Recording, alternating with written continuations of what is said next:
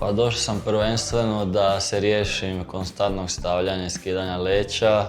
Često mi se znalo dogoditi da dobijem neki udarac i da mi leća samo ispadne i onda ili odigram do kraja utakmicu s jednim okom ili trčim u slačionicu. Prošlo je super, za vrijeme operacije nekako davala mi je doktorica uputstva što slijedi, na što da se pripremim. Doktorica Branka je jako profesionalna, mirna, staložena.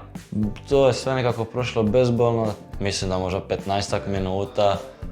Malo sam spavao, malo sam slušao neke serije, muziku i tako.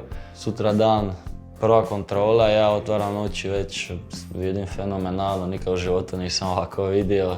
Mislim da je možda mogao za koji gol više sad, jer znalo mi se dogoditi da promašim zato što nisam dobro vidio.